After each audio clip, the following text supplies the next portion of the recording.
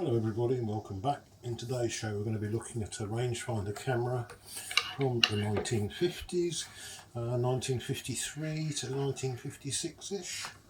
You can see this is a Pax made by the Yamato company in Japan. Yamato apparently is an ancient word for Japan, and I just call it a Pax. Case that needs some attention, and there we have it. This is a Pax M2, strikingly similar to a Leica but quite different. It's a fixed lens, but yeah, it's a beautiful looking camera, beautifully made. That's the bottom, and leaf shutter lens, as you can see. There's the shutter speeds on the top dial. Apertures on the bottom. No metering in this camera, you use a handheld meter. Proper photographers in those days didn't have all this inbuilt stuff with program modes and everything. I do believe with this camera we've also got a lens hood that goes with it here. Dinky little lens hood. And it's also sporting a UV filter as well.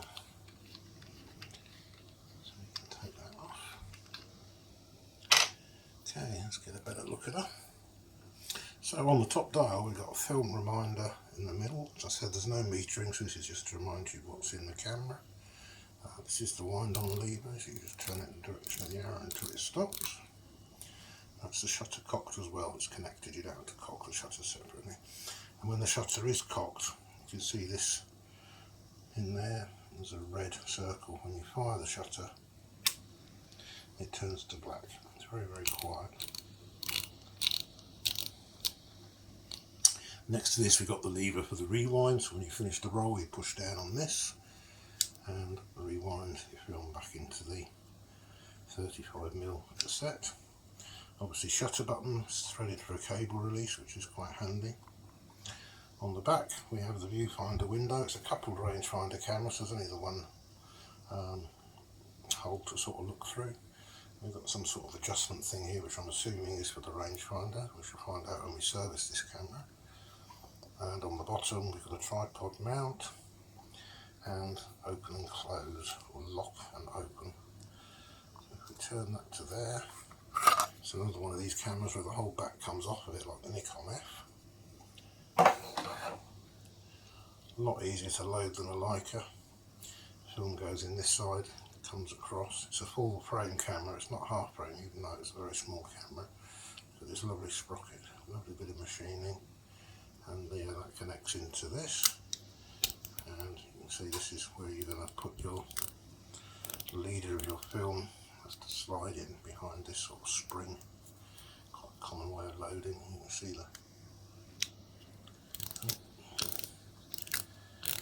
wind it on. See the shutter fire. Put the shutter on B. Frame there, set the shutter to B, and you can see the shutters open, and that is at full aperture. Oh, the shutter's staying open, that's not right. It does need a bit of work. Let's try it on speed, that's a 10th of a second. That seems better.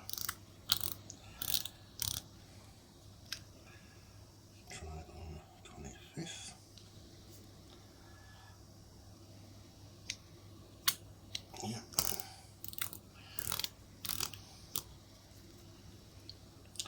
Way through to a 300th.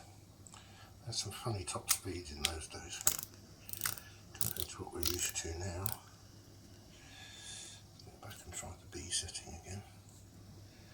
Probably want to use it.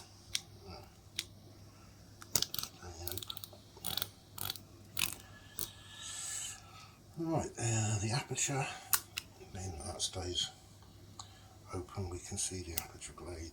Oh, it's closed again now. So the time you want it to stay open, it doesn't. So you can see that the aperture blade's closing down, opening up. It's closed now, yeah, it just needs exercising. I've said this in quite a few videos, you need to take your camera for a walk, just like a dog, it needs exercising. Leave them in the cupboard for too long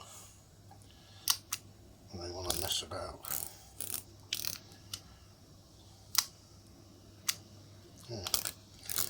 So there's a case in point of why you need to be exercising manual cameras.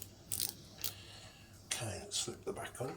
I'll just show you I've got a film cassette here. Oh, Agfa. Germans and Japanese together.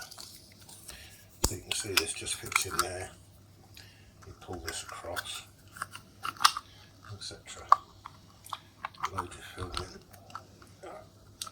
Like so. Comes across, load it in, so you can see it's full frame. The full frame camera, and obviously the back. It's got this little hole in it where the bottom of that can sit. Ingeniously small. Right, let's put the back on. Quite chunky, it's surprisingly heavy really for something that's quite so small. Closer look at the lens. So you can see that the shutter speed is on the outer and the aperture is on this inner ring, so it goes from f3.5 all the way down to f16, and this is your focus, but the focus on this is stuck, and it is stuck at infinity, but you can see there's a depth of field scale on there as well. So once we've done the service and we've got this working again, then it should be quite usable. It's usable now, I suppose, if you want to shoot at f16, everything from, I'm presuming that's in feet, it is in feet. f16, everything from about 10 feet to infinity will be in focus. This is your flash connector, hence the reason I've got a flash gun on the table. And this is the switch, the F and X switch. I'm presuming F is for bulbs and X is for electronic flash. You can see the dirt and everything in here. It needs a really good clean and a bit of a CLA really. But beautiful piece of engineering. 3.5, f3.5, 45mm lens, luminar, oh dear, and astigmat. It's a 3-element lens. It looks like it's got some coating on it. Apparently they're quite sharp. I've not shot any film through this camera, it's just been sitting in the cupboard. But yeah, let's bring it back into life. I'll make an episode where I'll show you what we're doing to the camera and then also using it and show you some of the results, because I think it's quite a nice little camera. Needs a really good clean and a service. Very rare now.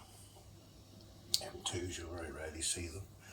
I just wanted to check. I don't know whether it flash syncs. Flash is charged.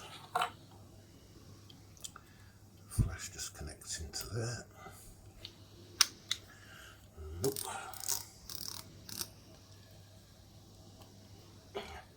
Yes, there you go. When you see the flash, I don't want to blind you with the flash, but there's a bit more where you can actually see it. Yeah, so the flash syncing fine. So yeah, it's the camera of the day. Pax M2. If you come across one of these, you'll probably have a frozen focus, but if you do come across one of these, they're quite collectible and very nice. Pax kind of disappeared in the early 1960s. They were responsible for the first electronic shutter, the company behind these. Showed them a photokina in 1963, but then they kind of disappeared from the scene. So nobody really knows what's happened to the company. I don't think it exists anymore today. I don't think it's the same company that merged with Canon. I think that was a different company. But yeah, well worth looking out for if you're into small cameras. Excellent build quality, I think, and just a beautiful looking camera. Stick your lens hood on so you can get the full effect. Oh, I'll stick the filter back on first. This is a genuine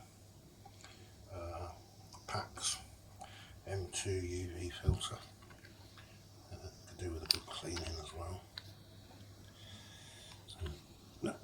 back on. It's a 30mm thread on these. There's the lens hood. Just pops on like so. And there you have it. Thank you very much for watching. I hope you enjoyed this episode. Quite an interesting little camera, and just look at it, it's beautiful. That is the Pax M2. Thanks for watching. Hope to see you in the next one.